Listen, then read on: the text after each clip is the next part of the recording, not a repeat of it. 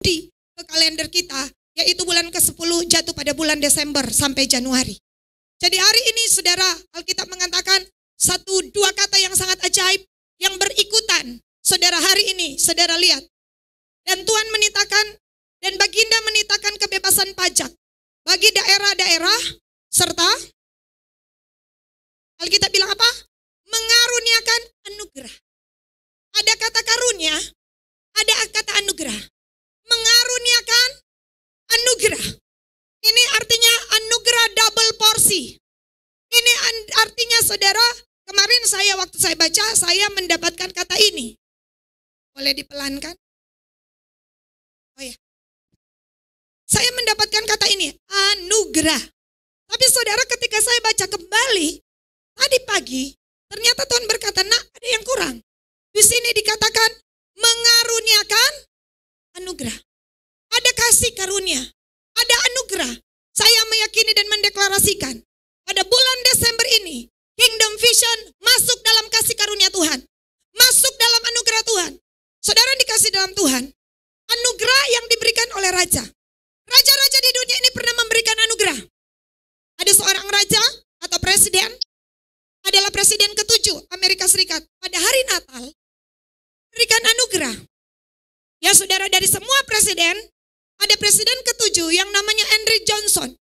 Dia memberikan anugerah dengan memberikan grasi, pengampunan, memberikan amnesti. Bagi apa saudara? 7.000 orang Amerika. 7.000 orang yang memberontak, yang bikin kudeta, yang bikin segala perkara kejahatan, tercatat. Dan nama-nama 7.000 itu saudara ada di Google. Saya lihat, wow. Ya, Presiden ke-7 Amerika Serikat pernah memberikan anugerah kepada 7.000 orang yang namanya grasi. Grasi itu ada orang yang dihukum mati, tidak jadi. Saudara, diampuni. Ada orang yang mau digantung, diampuni. Diampuni oleh siapa? Sang presiden. Saudara yang dikasih dalam Tuhan. Dan merehabilitasi. Mengembalikan, ada yang dikembalikan haknya. Mungkin rumahnya, mungkin apa yang dia punya. Saudara, kenapa? Itu presiden raja dunia ini.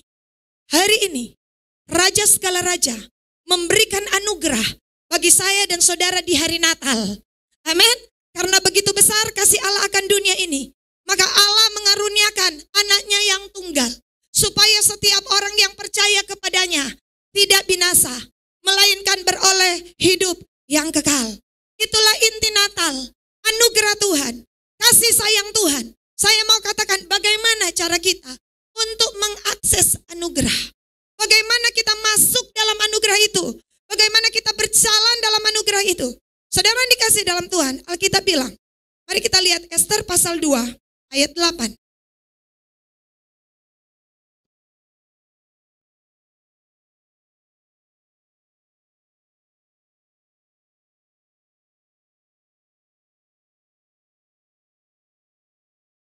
Ayat 1 dulu. Setelah Mordekai mengetahui segala yang terjadi, ia mengoyakkan pakaiannya lalu memakai kain kapung dan abu, kemudian keluar berjalan di tengah-tengah kota sambil melolong-lolong dengan nyaring dan pedih. Ayat 8. Juga salinan surat undang-undang yang dikeluarkan di Susan untuk memunahkan mereka itu diserahkan kepada Hatta supaya diperlihatkan dan diberitahukan kepada Ester. Lagi pula Hatta disuruh menyampaikan pesan kepada Ester supaya pergi menghadap raja untuk apa? Memohon karunia-Nya untuk membela bangsanya di hadapan kita. Saudara, untuk masuk dalam karunia itu, saudara dibutuhkan yang pertama adalah iman. Alkitab mengatakan saudara di dalam firman Tuhan, di dalam ayatnya yang ke-8, Ester diminta oleh Mordekai untuk apa? Memohon karunia. Di sini dikatakan memohon karunia. Saudara, bagaimana kita masuk dalam karunia Tuhan? Bagaimana saya dan saudara? Ya, karena iman kita diselamatkan. Saya yakin itu. Tapi saya mau ingin lebih lagi. Ibrani 4 ayat 16. Inilah Ester berhadapan dengan sang tahta. Di tahta itu saudara, Alkitab bilang, dia memohon karunia. Dari yang ketiga Ester mengenakan pakaian ratu lalu berdiri dalam istana raja. Tepat dalam istana raja. Saudara, raja sedang duduk di tahta. Ibrani 4 ayat 16. Mari kita baca. Sebab itu marilah kita dengan penuh keberanian menghampiri tahta kasih karunia, supaya kita menerima rahmat dan menemukan kasih karunia untuk mendapat pertolongan kita pada waktunya. Supaya kita bertemu dengan karunia itu, kita perlu apa? Kita perlu hampiri. Kita perlu datang. Kita perlu mendekat. Mari kita lihat firman Allah yang hidup. Ibrani 4 ayat 16. Versi firman Allah yang hidup. Yuk kita baca bersama-sama. Ini bagus sekali saudara ya. Tadi saya mau cari di sementara, wah sudah dipanggil. Tuhan menyampaikan firman, ada yang tiba-tiba tadi saudara ya. Yuk kita baca. Jadi marilah kita dengan berani datang ke tahta Allah dan tinggal di sana untuk menerima pengasihannya dan mendapat kasih karunia yang menolong kita pada saat kita membutuhkan pertolongan. Ada kata tinggal di sana. Saudara ingin dapat kasih karunia Tuhan? Amin. Amin. Saudara ya, apa? Tinggal dalam hadiratnya. Tinggal dalam hadiratnya. Ini tadi ketika kita sedang menyembah hadirat Tuhan, saya bisa menangkap, wah saudara, hadirat Tuhan berkata, nak, roba khotbahmu. Aku akan mengajar kalian bagaimana cara mengakses masuk dalam karunia itu. Yaitu apa? Pertama tadi datang mendekat. Kedua, tinggal di sana. Tinggal. Tinggal. Saudara ingat ada seseorang yang pernah tinggal di kemah. Tadi tidak sempat saudara ya. Siapa dia? Yosua. Musa sudah selesai, Yosua belum selesai. Saudara tahu, kasih karunia akan menolong kita di saat susah. Tapi kasih karunia juga dalam kita tinggal dalam hadirat Tuhan sedang mempersiapkan kita untuk ke depan. Yosua dipersiapkan di kemah. Untuk apa? Melewati sungai Yordan yang dalamnya tidak ada seorang pun yang bisa lewat. Dan dia saudara memimpin orang-orang untuk berjalan dalam kemustahilan. Saudara yang dikasih dalam Tuhan, tinggal hadirat Tuhan. Karena Tuhan akan membuka, saudara, bahkan sungai-sungai pun akan dia belah. Tahun 2021, kita akan masuk dalam masa yang ajaib. Saudara boleh alami tantangan di depan. Bagaimana ke Yeriko, bagaimana menduduki ada sungai, ada halangan, ada tantangan. Tetapi saudara sedang dipersiapkan di kemah. Untuk apa? Ketika saudara bilang maju, maka sungai itu pun pasti terbelah. Kenapa? Karena kasih karunia Tuhan menyertai hidupmu. Tinggal dalam hadirat Tuhan. Yosua telah dipersiapkan di kemah untuk tidak pernah mundur mengalahkan 31 raja di depan. Di depan ada perang. Tetapi Yosua tidak pernah kalah. Kecuali satu. Saudara ketika tidak bertanya kepada Tuhan. Saudara, tinggallah di sana. Tinggallah. Sinar kemuliaan-Mu Bapa. Saudara dikasih dalam Tuhan. Banyak orang sudah mulai keluar. Oh, keluar dari kasih karunia. Dengan tidak mendekat. Dengan tidak tinggal di sana. Saudara akan berjumpa dengan kasih karunia itu. Siapa itu? Yesus Kristus. Penuh kasih karunia dan kebenaran. Dialah Sang Mesias. Dialah yang akan menolong saudara. Alkitab berkata saudara, sebagaimana Yosua. Tadi Tuhan berkata dengan jelas, saya mendengar. Makanya saya mau cari ayatnya di mana. Kalian akan Suana 2021. Kalian akan menduduki. Akan ada banyak halangan, tekanan. Kalian akan berhadapan dengan raja-raja dunia ini. Saya bermaksud pemerintah penguasa di udara, roh-roh jahat maksud saya. Tapi saudara dikasih dalam Tuhan, mereka pasti kalah. Mereka pasti kalah. Untuk itu dari sekarang Tuhan persiapkan saya dan saudara. Untuk apa? Tinggal dalam hadirat Tuhan. Tinggal dalam hadirat Tuhan dan saudara akan berjumpa dengan kasih karunia itu. Bukan dengan kuat dan gagah kita. Kenapa kita tinggal merendah di hadapan Tuhan? Karena kita tahu kita ini terbatas. Kita butuh Tuhan yang tidak terbatas. Dalam kasih karunia Tuhan ada kuasa. Efesus 3 ayat 7.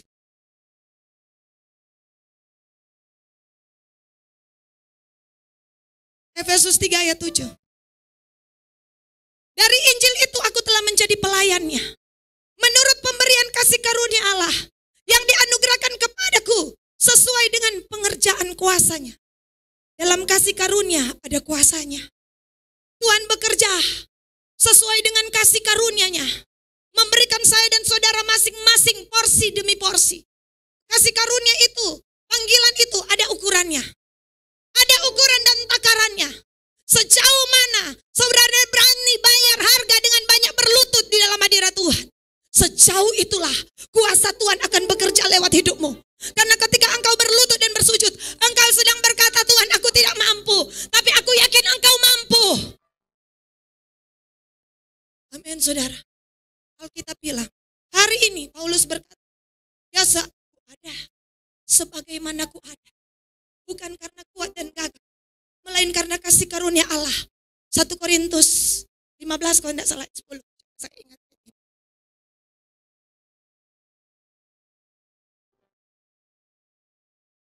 Oh ya benar. 1, 2, 3. Tapi karena kasih karunia Allah, aku adalah sebagaimana aku ada sekarang. Dan kasih karunia yang dianugerahkannya kepadaku tidak sia-sia. Sebaliknya aku telah bekerja lebih keras dari mereka semua. Tetapi bukannya aku, melainkan kasih karunia Allah yang menyertai aku. Jangan buang sia-sia. Tuhan sudah kesediakan kasih karunia-Nya. Kita harus lebih lagi. Kita harus lebih lagi. Kita harus lebih dalam lagi. Kita harus lebih melekat lagi. Kita harus lebih mendekat lagi. Supaya kasih karunia itu tidak menjadi sia-sia. Kita harus kerja lagi. Kerja buat Tuhan selalu manis. Amin. Biar pikul salib selalu manis. Jangan pikir kerja buat Tuhan selalu senangnya. Tapi heran, di tengah kesusahan ada sukacita. Amin. Oh, sukacita. Makanya orang Majus di tengah ketika mereka melihat bintang itu, bersukacitalah mereka. Padahal perjalanan mereka hampir 2 tahun. Padahal mereka telah melewati badai. Padahal mereka telah melewati tantangan. Mereka naik unta.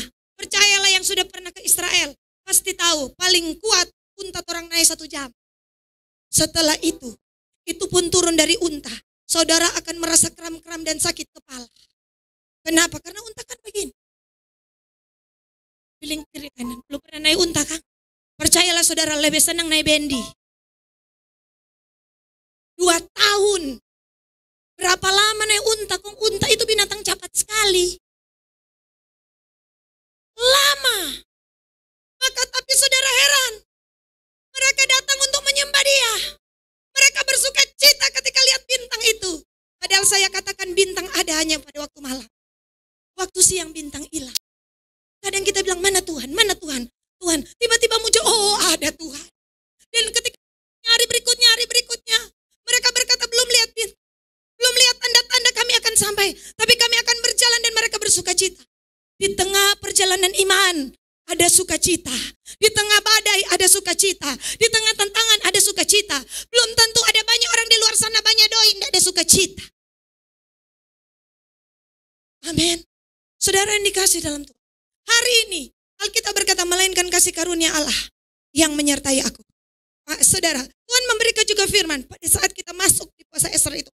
Pada malamnya, Ibu juga bilang, Ibu, 3, pikir 3 apa ya?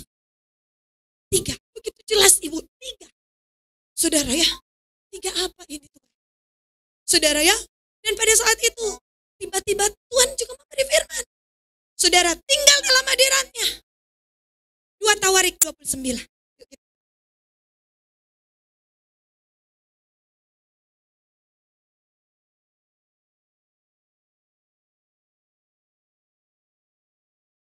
Ini yang terjadi.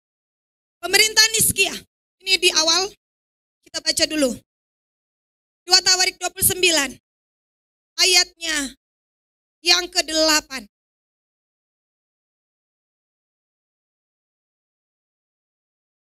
Yang ke-8. Ya. Sehingga murka Tuhan menimpa Yehuda dan Yerusalem. Ia membuat mereka menjadi kengerian. Kedahsyatan. Sasaran suitan. Bayangkan saudara. Mereka berada di titik kengerian, kedahsyatan, sasaran suitan. Bagaimana Hizkia bisa menaik derajat bangsa ini? Bagaimana Hizkia bisa membalikan keadaan? Saudara, di tengah situasi kenapa? Kenapa Tuhan murka? Orang Israel telah berdosa, dan tidak mau bertobat.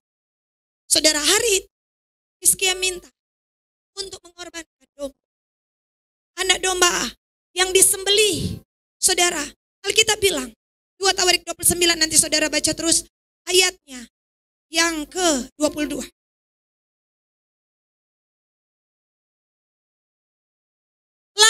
Mereka menyembelih lembu itu. Para imam menerima darahnya, menyiramkannya pada mezbah. Kemudian mereka menyembelih domba-domba jantan dan menyiramkan darahnya pada mezbah. Sesudah itu mereka menyembelih domba-domba muda dan menyiramkan darahnya pada mezbah 2 kali. Menyiramkan darahnya pada mezbah. Pada mezbah. Mezbah, saudara, bukankah tubuhmu adalah bait Allah? Ya, saudara, bukankah tubuhmu adalah mezbah Allah? Dan roh Allah tinggal dalam kamu. Kadangkala, saudara, hidup kita bikin dosa. Tangan kita, kaki kita, pikiran kita, hidup kita. Sehingga saudara bikin dosa. Keluarga kita bikin dosa. Perlu darah Kristus. Hari itu Alkitab mengatakan dalam ayat 28. 2 Tawarik 29 ayat 28. Seluruh jemaah sujud menyembah. Sementara nyanyian dinyanyikan dan nafiri dibunyikan. Semuanya itu berlangsung sampai korban bakaran habis dibakar. Perhatikan kata sujud menyembah. Kemudian ayatnya yang ke-29. 2 Tawarik 29 ayat 29. Sehabis korban bakaran dipersembahkan, raja dan semua orang yang hadir bersama-sama berlutut dan sujud menyembah. Sujud menyembah sudah 2 kali. Ayat 30. Ayat 30. Lalu Raja Hizkia dan para pemimpin memerintahkan orang-orang Lewi menyanyikan puji-pujian untuk Tuhan dengan kata-kata Daud dan Asaf melihat itu. Maka mereka menyanyikan puji-pujian dengan sukaria, lalu berlutut dan sujud menyembah. Ayat 28, ayat 29, ayat 30. Sujud menyembah, sujud menyembah, sujud menyembah 3 kali. Ini berikutan. Inilah yang Tuhan firmankan di puasa Ester, saudara. Nah, sujud menyembah. Sujud menyembah. Bahkan diulang, yang pertama ayat 28 bilang. Ini yang tiga kali, saudara. Bukan, mungkin ada yang cucu 3. Ini kan semenang. Saudara ya. Karena ada dengar di puasa Ester kondoran bagi 3. Saudara, ini 3 sujud menyembah. Saudara, dan 3 yang menang ya. Ya, 3 yang menang. Haleluya. Saudara ya, saya pikir ini ibu-ibu ada pikir apa ini 3-3. Oh, ternyata sujud menyembah. Saudara, Alkitab bilang, sementara apa? Saudara, sementara nyanyian dinyanyikan. Ini sementara apa? Sampai korban bakaran habis terbakar. Saudara baca. Ratusan mereka bakar korban. Mereka sujud menyembah. Sujud menyembah. Sujud menyembah. 1 jam kah? 2 jam kah? 3 jam kah? Mereka sujud menyembah Tuhan. Dan kemudian yang terjadi, yang kedua ayat 29.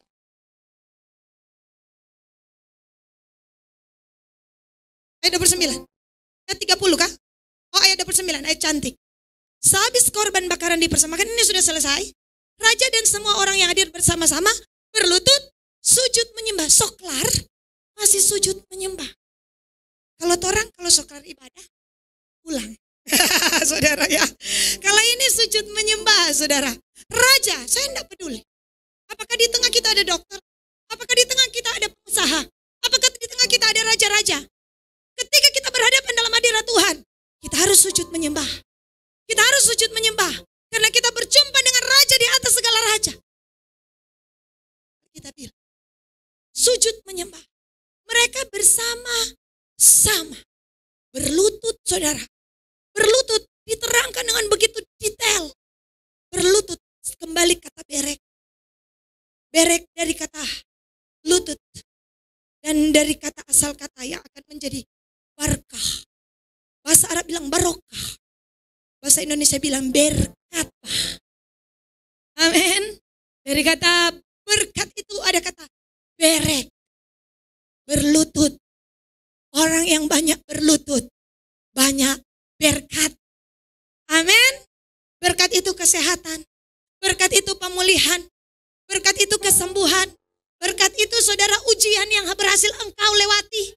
Itulah berkat Tuhan. Sukacita. Berkat itu di mana ketika engkau duduk dalam hadirat Tuhan, engkau merasakan jamaannya. Itulah berkat. Amin, saudara. Ayat 30 bilang apa? Ayat 30. Ayat 30. Maju, Kesha. 2 Tawarik 29 ya. Lalu Raja Hizkia dan para pemimpin memerintahkan orang Lewi menyanyi puji untuk Tuhan dengan kata-kata Daud dan Asaf. Maka mereka menyanyikan puji-pujian dengan sukaria, lalu berlutut, segala puji syukur hanya bagimu Tuhan. Tapi berlutut mereka, ini raja-raja saudara.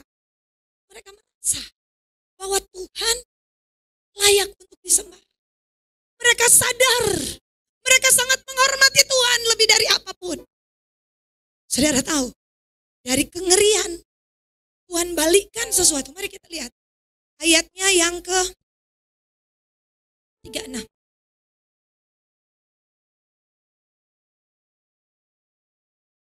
Hizkia dan seluruh rakyat bersukacita akan apa yang telah ditetapkan Allah bagi bangsa itu. Karena hal itu terjadi dengan tak disangka-sangka. Ada sesuatu penetapan Tuhan yang terjadi tanpa diduga. Tiba-tiba gembala lagi di padang, lagi urus domba, terbukalah langit, open heaven. Oh, kemuliaan bagi Allah di tempatnya, di antara manusia yang berkenan kepadanya. Tiba-tiba semuanya mendadak, tak disangka-sangka. Oh saudara, tak diduga. Saudara, pekerjaan Allah yang besar. Oh, Daud tidak pernah menyangka hari itu Samuel bertamu di rumahnya. Kalau Daud menyangka, Daud pasti tidak ada di padang. Sampai ketika Samuel mencari habiskan raja. Hari itu adalah hari penetapan bagi seorang anak gembala yang anak gembala itu sementara tidak sadar bahwa hari itu dia akan diangkat. Hari itu dia akan ditetapkan. Hari itu Allah memilih dia sampai dia tidak ada di tempat. Dan Samuel pun tidak menyangka. Bahkan orang pun tidak akan menyangka. Oh, lewat Eliab, lewat Syama. Dan Tuhan bilang bukan itu. Lalu mana orangnya Tuhan? Tuhan suruh kemarin. Enggak, dia tidak pernah sangka. Aku telah menjelajah seluruh bumi dan aku mendapati. Ternyata dari semua manusia ada seseorang yang hatinya berkenan kepadaku. Daud tidak pernah menyangka. Makanya ketika bertemu, Alkitab berkata, Tuhan tidak melihat tampak luar, tapi Tuhan melihat hati. Ingatlah dengan baik, tanpa saya dan saudara sadar, Tuhan sedang melihat kondisi hati kita hari-hari ini. Tuhan sedang menjelajah, Tuhan sedang mulai melihat kondisi rohani kita. Mungkin saudara tidak sadar, Tuhan sedang melihat respon-responmu. Ketika engkau menghadapi berkat, ketika engkau menghadapi tantangan, Tuhan sedang memperhatikan engkau. Dan Tuhan berkata, aku telah mendapati kingdom vision berkenan di hadapanku. Tanpa mereka sadar. Makanya Alkitab berkata, mata Tuhan menjelajah seluruh bumi untuk mencari adakah orang yang bersungguh hati terhadap dia. Bahkan orang itu tidak menyangka hari itu adalah hari jawaban Tuhan. Ketika Tuhan memulihkan keadaan Sion, keadaan kita seperti orang yang bermimpi. Waktu itu mulut kita tertawa. Oh, lidah kita dengan sorak-sorai. Yang menabur dengan mencucurkan air mata pasti akan pulang membawa berkas-berkatnya tanpa diduga. Oh, semua akan terjadi tiba-tiba. Tanpa disangka, suamimu bertobat, anak tobat, keluargamu diselamatkan tanpa diduga, tanpa disasar. Mendadak Tuhan menjawab engkau, Tuhan menyembuhkan engkau, Tuhan memulihkan keadaan engkau, Tuhan memberikan engkau anak. Amin. Semua terjadi tanpa bisa diprediksi oleh manusia. Karena Tuhan yang berdaulat. Bergeraklah dengan iman. Bergeraklah dengan percaya. Allah sedang memperhatikan engkau. Hari-hari ini dia sedang menjelajahi hatimu. Tuhan bilang kepada Musa, Musa, aku mengenal engkau. Nanti kita lihat ayat berikut. Aku mengenal engkau dengan baik. Sementara kepada yang lain Tuhan bilang, sorry, penyalah dari hadapanku sebab aku tidak mengenal. Saudara dikasih dalam Tuhan. Alkitab bilang, karena hal itu terjadi dengan tak disangka. Saudara, saya baca Alkitab ini beberapa kali, tapi saya enggak, temanya belum dapat. Kata tak disangka. Benar ya, saudara mungkin sudah baca ayat ini. Tapi kenapa Tuhan muncul? Karena mau terjadi di tengah-tengah kita. Karena Tuhan sedang lakukan di tengah-tengah kita. Sesuatu tak disangka, tak diduga, tak bisa diprediksi. Cara Tuhan kerja. Tiba-tiba, turunlah lidah-lidah seperti nyala api di loteng Yerusalem. Dan penuhlah mereka dengan Roh Kudus. Hari itu gereja dilahirkan. Tiba-tiba, semuanya terjadi dengan tiba-tiba. Tiba-tiba, ada dua orang di ladang, yang satu diangkat, yang lain ditinggal. Tiba-tiba, Tuhan datang. Keadaannya seperti sama Nuh. Orang kawin, mawin, makan, minum, berusaha dan tiba-tiba cari di sebelah. Itu asuhnya ada. Bukan piba ojek sayang, so naik ke atas. Haleluya. Saudara, tiba-tiba mendadak. Oleh sebab itu makanya firman Tuhan bilang, berjaga-jagalah. Jangan hatimu syarat dengan pesta pora dan segala kemabukan. Jangan sampai hari Tuhan datang kepadamu dan menimpa engkau menjadi jerat dalam hidupmu. Kenapa? Karena engkau datang ke gereja. Di gereja sudah tidak ada siapa-siapa. Oh, kasih yang sota tinggal sayang. Tapi tidak ada di tempat ini. Oh, saya mengimani satu hal. Bahwa kita semua masuk dalam masa anugerah. Ambil itu saudara, jangan tolak. Kenapa? Karena ada seseorang yang pernah menolak anugerah. Presiden ke-17, tadi Andrew Johnson, ini Andrew Jackson. Dia pernah mengampuni seorang yang bernama George Wilton. George Wilton ini membunuh seorang tukang pos dan merampas harta. Mati dan dia dijatuhi hukuman gantung. Hari itu dikatakan saya, Andrew Jackson, memberikan grasi dan pengampunan penuh kepada saudara George Wilton atas pembunuhan yang dilakukannya. Tertanda, ya, pada saat itu 12 Januari 1883. Andrew Jackson, Presiden Amerika ke-7 atau 17. Ketika mendengar kabar itu, sejarah Amerika menulis. Saudara boleh cari di Google. Saudara, karena ini masuk dalam dokumen sejarah. Dikatakan saya, George Wilton, menolak anugerah dan pengampunan yang diberikan oleh Bapak Presiden. Hari itu dilaporkan kepada Presiden, dia menolak. Dia tinggi hati. Dia ponga dan Mahkamah Agung Amerika Serikat memutuskan George Wilton harus dihukum mati, digantung. Penolak karena kesombongan, kepongahan, sudah diampuni, tidak mau untuk diampuni. Karena apa? Keangkuhan hati. Saudara, rendahkanlah hati kita. Karena Tuhan akan berbuat yang tak diduga. Oleh anugerah Tuhan, saya sebenarnya ingin keluarga ini bersaksi sendiri.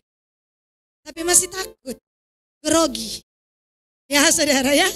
Ya saudara, oleh anugerah Tuhan, keluarga ini, apa yang saya sampaikan sudah dibicarakan dengan keluarga. Keluarga menyuruh untuk menceritakan semuanya, tapi saya potong saja. Karena satu saat kepala keluarga harus berdiri. Ya saudara, ya. Kepala keluarga memiliki utang 5,6 M. Kira-kira bulan Mei ya. Datang ke tempat. Tapi keluarga berkata seperti ini. Kami memiliki hutang 5,6 M. Dan sudah dilelang. Rumah sudah dilelang. Tapi saudara tahu apa yang Tuhan buat. Mereka katakan kami ingin mendekat kepada Tuhan. Saya cuma katakan hanya Tuhan yang bisa tolong. Manusia enggak bisa tolong. Di masa pandemi ini hendak menjual saudara ruko. Tapi siapa yang mau beli? Hari berganti hari. Mereka berdoa. Bahkan bukan cuma satu orang yang berdoa. 4 yang berdoa. Berpuasa. Anak kedua. 21 hari mereka jalani dengan hati yang tulus di hadapan Tuhan. Hati yang mau mendekat kepada Tuhan. Bahkan pernah tanya kepada saya waktu itu jam 9. Ibu Eka, boleh buka? Boleh buka sekali ini. Jam 9 malam. Saudara, sampai anak-anak. Mereka bangun subuh. Mereka bangun saudara pada siang hari juga. Malam hari juga. Kita lakukan PA. Pendalaman Alkitab. Hanya dengan iman dan percaya. Saudara, Cik memasukkan pokok doa itu di kotak doa. Teman-teman mendoakannya. Saudara. Dan saudara tahu, tiba-tiba ada jawaban. Bank menurunkan dari 5,6 menjadi 4,4 M. Orang itu berkata, selama saya kerja di bank 25 tahun saya belum pernah lihat. Tapi masih ada 4,4 M. Bukan juta, coba lihat kiri kanan. M. Saudara bilang M rasa mau habis napas. tiba-tiba ketika doa, Cik dan kok anak-anak semuanya menyerahkan diri dibaptis. Turun lagi, Bang memotong pokok itu mustahil. Menjadi 3,5 M. Semakin hari mendekat kita selesai doa, Daniel. Ingatkah saudara, Allah berfirman, Dia Allah yang maha tinggi. Dia Allah yang akan menyelesaikan. Saya mendengar secara audible di mimbar, Nak, aku akan selesaikan. Hari itu saya turun. Saya tidak berani berkata lebih. Tapi ketika Ibu Ribka datang di tempat ini, dia tiba-tiba mengucapkan ayat yang sama. Kalau siapa hadir, umat yang mengenal Allahnya akan tetap kuat dan bertindak. Dan dia berkata Tuhan akan menyelesaikan. Hari itu Cik ada di sana. Saya lihat Cik mengalirkan air mata dan maju di sini. Saudara tahu, lelang semakin dekat. Beberapa waktu yang lalu, tahun lalu, saya ingat saya ada keluarga ini mengalami kebakaran toko. Kebakaran, saudara ya. Tapi saudara tahu ada teman-teman dari sini, hamba Tuhan yang pergi mendoakan. Saudara, dan saudara tahu ketika kita memasuki puasa Ester kemarin, saudara tanggal 2 hari Kamis malam, saudara dikasih tahu hari Jumat penutupan, Jumat tengah malam, kok dan Cik datang di tempat ini.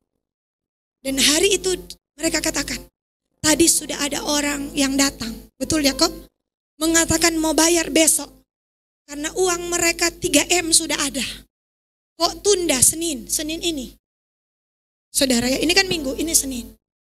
Dan puji Tuhan, pada hari kemarin, tak disangka, tak diduga, utang itu lunas. Utang itu lunas. Oh, kita berikan kemuliaan kepada Allah kita. Oh, di masa anugerah, sesuai yang apa yang Tuhan firmankan. Oh, aku deklarasikan hari ini, seluruh jemaat Tuhan masuk masa perkenanan, tinggal dalam hadirat Tuhan, menjamah hadirat Tuhan, berjumpa dengan Tuhan, masuk masa lawatan, masa anugerah. Engkau mengalami kekuatan, menerima penghiburan, dan menerima pertolongan tepat pada waktunya. Oh, sesuatu yang ajaib sedang terjadi. Sekali lagi berikan kemuliaan bagi Allah kita. Berapa hutang yang engkau miliki? 5,6 M. Tuhan bisa selesaikan. Berapa kebutuhan yang engkau punya? Allah kita, Allah yang dahsyat, sesuai dengan firman-Nya. Dia melakukannya. Dia melakukannya. Mereka sujud menyembah. Dan Tuhan tidak tutup mata. Tuhan tidak tutup mata. Anak-anak yang tidak terbiasa berpuasa saudara. Mencari wajah Tuhan dan hadirat-Nya. Kita punya Tuhan yang sama. Kalau keluarga ini Tuhan tolong, berarti saudara Tuhan bisa tolong. Saya bisa Tuhan tolong. Engkau yang mengikuti live streaming Tuhan bisa tolong. Apa kebutuhan keperluanmu? Tuhan cuma minta merendahkan diri. Sujud menyembah. Saudara, Alkitab berkata, karena semuanya terjadi dengan tiba-tiba. Musa tidak pernah tahu 40 tahun. Saudara Musa, saudara mengembalakan domba. Dan itu menjadi hal yang biasa bagi dia. Keluaran pasal 3.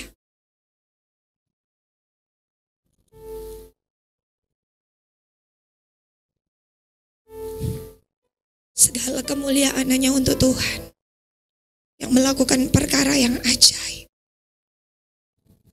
Tepat di mana kita mendeklarasikan masa anugerah. Tepat di mana kita menyelesaikan puasa Ester. Pada detik itu juga Tuhan menolong. Wow, Tuhan yang kita sembah, Tuhan yang ajaib. Keluaran pasalnya yang ketiga. Sebentar saya lihat ayat pertama. Dia bersambung dengan, kalau saudara di Alkitab, dengan Keluaran pasal 2 ayat 23, 24, 25. Kita lihat dulu Keluaran 3 ayat 1. Keluaran 3 ayat 1. Adapun Musa, ia biasa menggembalakan kambing domba Yitro mertuanya imam di Midian. Sekali ketika ia menggiring kambing domba itu ke seberang padang gurun, sampailah ia ke gunung Allah, yakni gunung Hor. Itu biasa. Dia melakukan hal yang biasa. Alkitab bilang hal yang biasa. Dan mungkin dia berpikir, akhir hidup saya adalah pengembala domba. 40 tahun. Tapi di tahun yang ke-40, hari itu kalau saudara baca terus, dia mengalami panggilan Tuhan, dia bertemu dengan semak duri yang penuh api tapi tidak terbakar. Di situ Tuhan bilang, lepaskan kasutmu. ini aku. Engkau akan membawa orang Israel keluar. Hari ini adalah hari perkenananku untuk Israel dengan memakai engkau di hari yang menurut orang biasa.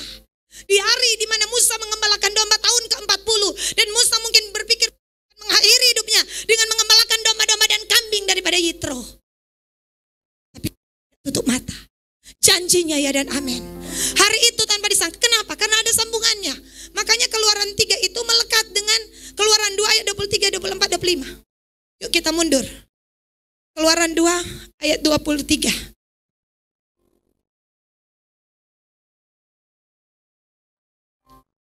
Tiba-tiba ada perkenanan. Tiba-tiba saudara, mari kita baca. Lama sesudah itu matilah Raja Mesir. Tapi orang Israel masih mengeluh karena perbudakan. Dan yang pertama, mereka berseru-seru. Ya saudara, sehingga teriak mereka minta tolong. Karena perbudakan sampai kepada Allah. Yang pertama mereka berseru-seru. Kedua mereka bataria. Minta apa? Tolong. Kemudian, Alkitab bilang ayat 24. Keluaran 2 ayat 24. Allah mendengar mereka mengerang. 3. Berseru, minta tolong, dan mengerang. Mengerang mirip dengan melolong. Mengerang. Orang kalau sudah mengerang, terlalu saudara ya. Mereka sudah berdoa biasa. Mereka sudah berteriak-teriak. Mereka sudah mengerang. Lalu ia mengingat kepada perjanjiannya dengan Abraham, Ishak dan Yakub. Itu ayatnya yang ke-24, ayat 25. Maka Allah melihat orang Israel itu dan Allah memperhatikan. Banyak orang cari perhatian manusia. Tapi carilah perhatian Tuhan. Amin. Istri mencari perhatian suaminya. Amin. Suami lagi bikin kerja, istri mondar-mandir.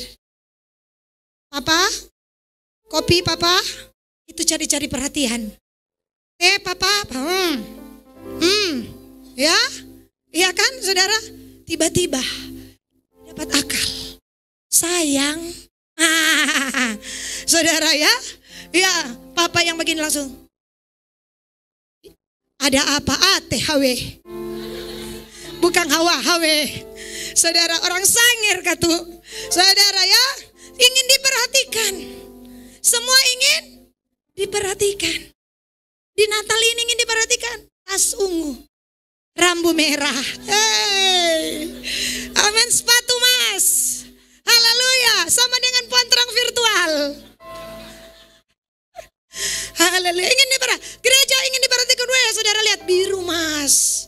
Supaya apa? Menarik perhatian. Yuk cari perhatian Tuhan.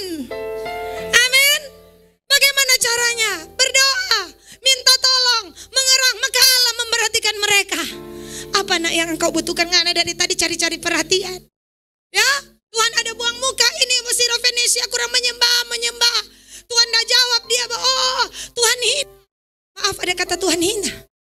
Aku tidak memberikan, ini bukan untuk anjing. Dia bilang iya Tuhan, anjing makan remah-remah. Saya pernah katakan, di luar negeri ada pintu anjing. Pintu anjing itu biasa di Belanda, cuma kecil. Untuk masuk ke dalamnya, saudara ya, itu disediakan. Anjing-anjing itu mesti meruku. Walaupun kecil, anjing bisa masuk. Karena itu disediakan untuk dia. Wanita ini perempuan Sirofenisha. Orang Kanaan, orang najis. Tidak berhak tapi dia bisa masuk. Karena dia merendah. Akses yang kedua. Merendahlah. Tuhan pernah bilang, bersikaplah seperti unta masuk lubang jarum. Markus 10 ayat 25. Ada tuh orang kaya. Seorang anak muda yang kaya. Dia begitu melekat dengan hartanya.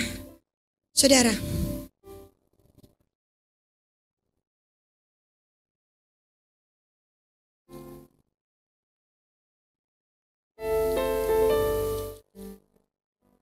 Kemudian Tuhan tes, Tuhan bilang juallah seluruh hartamu dan ikutlah aku. Ya. Kemudian ayatnya yang ke-10 ayat 22-23. 22 dan mendengar perkataan itu ia menjadi kecewa. Lalu pergi dengan sedih sebab banyak hartanya. Wah, ini dia. Lalu Alkitab bilang apa? Ayat 23. Lalu Yesus memandang murid-muridnya sekelilingnya dan berkata kepadanya, alangkah sukarnya orang yang beruang masuk dalam kerajaan Allah. Saudara ya. Kemudian ayatnya yang ke-25. Lebih mudah seekor unta melewati lubang jarum daripada seorang kaya masuk ke dalam kerajaan Allah. Tapi ingat, jangan berhenti baca sampai di situ. Ayat 26, 27. Mereka menjadi gempar dan berkata seorang kepada yang lain, jika demikian siapakah yang dapat diselamatkan? 27. Yesus memandang mereka dan berkata, bagi manusia hal itu tidak mungkin, tetapi bukan demikian bagi Allah. Sebab segala sesuatu adalah mungkin bagi Allah. Jika, coba kita mundur ayat 25. Seperti unta masuk lubang jarum. Mungkin banyak saudara yang sudah tahu, tapi saya ingin saudara kita lihat jalan untuk mengakses karunia ini. Unta masuk lubang jarum. Lubang jarum ini bukan lubang jarum benang. Bukan, di Israel ada pintu besar, pintu gerbang. Tapi kalau jam 6 sudah mau tutup, ada pintu ukuran saudara yang kecil. Di situ biasanya para saudagar yang bawa unta akan menurunkan bawaan-bawaan dari si unta. Dan unta itu akan bisa masuk jika unta itu orang Manado bilang maruku. Jadi dia sujud dan dia masukkan dulu kedua kakinya, kepalanya, baru kedua tangannya. Dan Alkitab berkata, kalau orang demikian, bagi Allah segala sesuatu mungkin. Apa jurus kita? Merendahkan diri. Kalau orang Daud kaya raya. Tapi kenapa hatinya tidak melekat pada doi, kepada uang? Saudara, kenapa? Karena dia, saudara, hatinya melekat kepada Tuhan karena dia banyak merendah di kaki Tuhan. Sehingga Tuhan murnikan hatinya. Tuhan saudara beroperasi dengan hatinya. Sehingga dia tidak melekat. Apabila hartamu bertambah, janganlah hatimu melekat kepadanya. Apabila hatimu bertambah, janganlah kurangi sujud menyembah kepada Tuhan. Itu penting. Ketika Hana dapat anak, Hana kembali sujud menyembah. Hana bawa anak itu dan dia menyembah. Saudara, mari kita lihat 1 Samuel.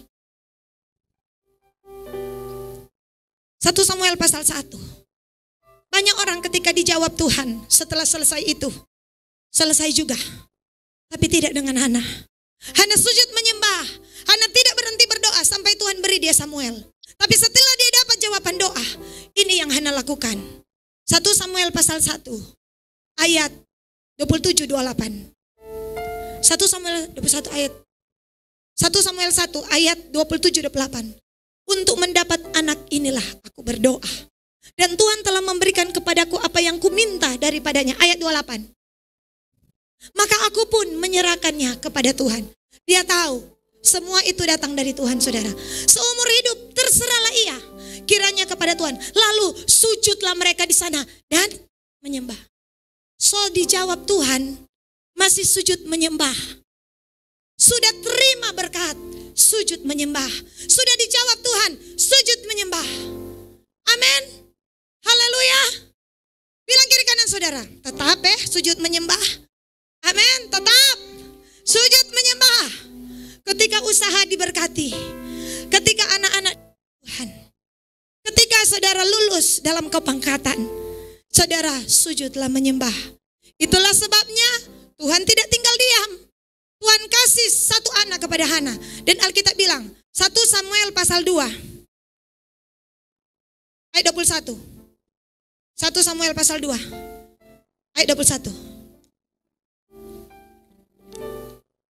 Yuk baca. Dan Tuhan mengindahkan Hana sehingga dia mengandung dan melahirkan 3 anak laki-laki dan 2 anak perempuan lagi. Sementara itu makin besarlah Samuel yang muda itu di hadapan Tuhan. Ini orang tidak lupa diri. Ini orang tidak lupa Tuhan. Makanya Tuhan tambah 5. Hana mendapat anak setengah lusin. Kalau galas lusin. Ya saudara ya. 3 laki-laki, 2 perempuan. Tambah Samuel 6. Setengah lusin. Orang kalau Tuhan so jawab, kon dia lebih gila dengan Tuhan, lebih mendekat kepada Tuhan, lebih, saudara menggebu-gebu dengan Tuhan. Tuhan bilang, memang engkau layak, aku percaya. Amin. Tuhan tambahkan. Amin. Jangan cari kemari. Goodbye my love.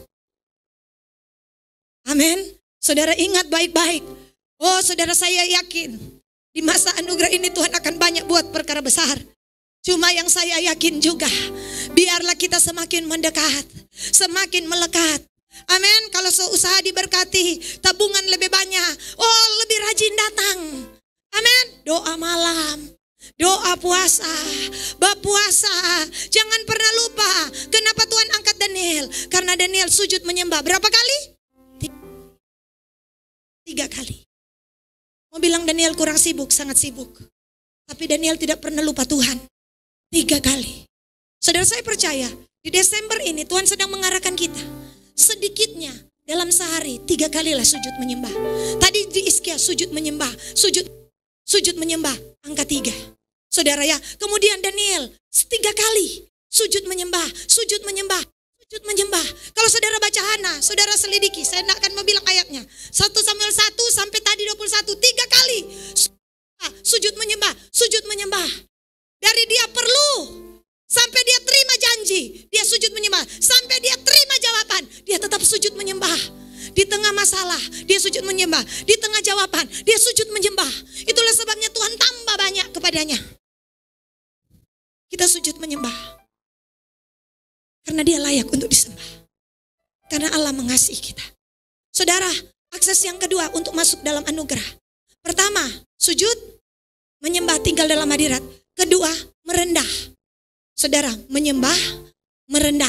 Itu yang kedua untuk kita masuk dalam anugerah. Yang ketiga, ada seseorang yang dapat anugerah luar biasa. Kisah 7 ayat 10.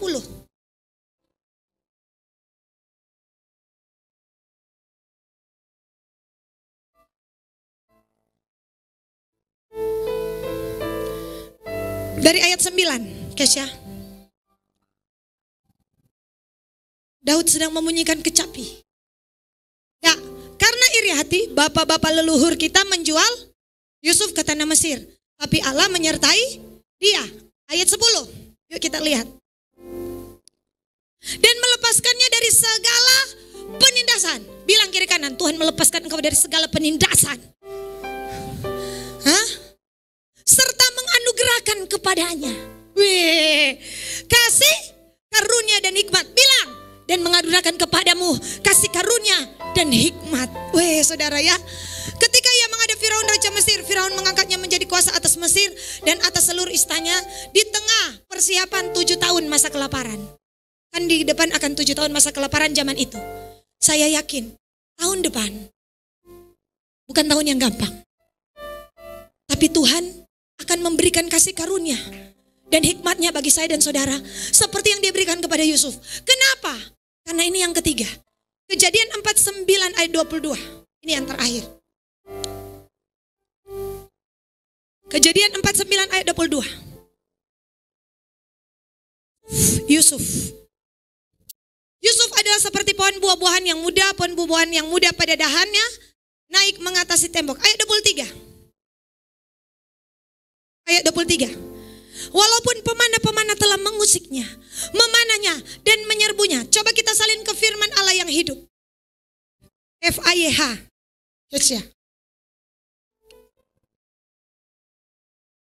Ya, Yusuf seperti pohon yang berbuah lebat di tepi mata air, cabang-cabangnya menaungi tembok. Ayat 23, firman Allah yang hidup. Lanjut. Lanjut. Ayat 23, firman Allah yang hidup.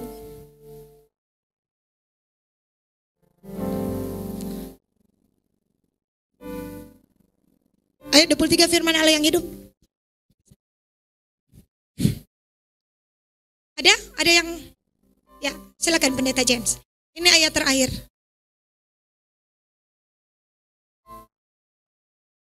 Ia telah terluka dengan parah oleh mereka yang menganiaya dia. Ia terluka dengan parah, betul? Oleh mereka yang menganiaya dia. Ingat dengan baik, saya ulang 3 kali. Ia terluka dengan parah oleh mereka yang telah menganiaya dia. Saudara, Yusuf terluka. Luka kenapa? Saudara-saudaranya jual dia. Yusuf terluka. Dia diperlakukan sama. Jadi dia ditaruh di pasar. Ya saudara, di sebelah ada kambing, di sebelah ada sapi, di sebelah ada domba. Dan orang tanya, berapa ini domba? 20 sikal. Ini kambing berapa? 10. Kalau yang ini dang berapa? Ini budak ini, satu ini dia. Oh 20 keping. Oh 20. Kalau ini, itu yang diperlakukan kepada Yusuf. Yusuf teringat bagaimana dia diperlakukan dengan istimewa, disayang oleh papanya, dapat jubah yang indah. Dan hari itu dia berdiri di pasar budak, bukan karena dia salah, tapi karena iri hati saudara-saudaranya. Ia terluka. Terluka parah oleh orang-orang yang menganiaya dia. Dia dibuang di sumur, dijual. Kemudian pada saat itu saudara tahu, dia difitnah oleh Tante Potifar dan dia masuk dalam penjara. Dan Alkitab berkata 2 tahun lamanya Tuhan tidak ingat kepadanya. Hatinya terluka, hidupnya terluka. Kalau saudara bilang tidak terluka, coba saudara jadi Yusuf. Dia terluka parah karena aniaya orang-orang. Tapi hari itu saya melihat dia disembuhkan. Saya melihat dia memilih untuk terluka atau mengampuni. Dia dibuktikan dengan dia beri nama anaknya yang pertama adalah Manasye, yang artinya I don't remember. Aku tidak akan ingat lagi. Makanya ketika berjumpa dengan saudara-saudaranya, dia berkata, bukan kamu tapi Allah yang mengizinkan semua ini terjadi. Kamu mereka-reka yang jahat, tapi Tuhan putar itu membawa kebaikan. Dia peluk saudara-saudaranya, dia sambut, dia beri makan, dia beri yang terbaik. Bukan karena dusta, bukan karena munafik, tapi dengan hati yang tulus. Hati yang pernah terluka tapi memutuskan untuk mengampuni. Disitulah saudara baca Kisah 7 ayat 10. Dia dapat anugerah, dia dapat kasih karunia, dia dapat hikmat. Kenapa? Berbahagialah orang yang mengampuni, karena mereka akan diampuni. Orang yang beri kemurahan, karena mereka akan dapat kemurahan. Kenapa Yusuf diangkat tinggi? Karena saudara tahu dalam kelukaannya dia bangkit untuk mengampuni. 3 masuk akses karunia. Itu Tuhan terangkan tadi. Saya juga heran. Yang sedetik dalam pujian penyembahan, saya berharap saudara menyembah dengan sungguh-sungguh. 3 hal ini yang akan aku lakukan, aku kerjakan. Yang pertama, sujudlah menyembah. Menyembah dan tinggal di sana. Yang kedua, merendahlah. Yang ketiga, mengampunilah. 3M. Kita akan mendapat kasih karunia tepat pada waktunya. Sebentar malam hadirilah. Kita selesai 40 hari di tanggal 9. Saya menghubungi sahabat kita, seorang hamba Tuhan yang menyelesaikan doa puasa 100 hari. Tepat di tanggal kita menyiapkan 40 hari. Pendeta Lydia Bahasa akan saudara menyampaikan firman. Saya berharap kita tangkap. Ini masa anugerah. Bilang kiri kanan saudara, menyembahlah dengan tidak putus-putus. Bilang merendahlah. Dan yang ketiga, mengampunilah. Tuhan memberkati kita. Shalom.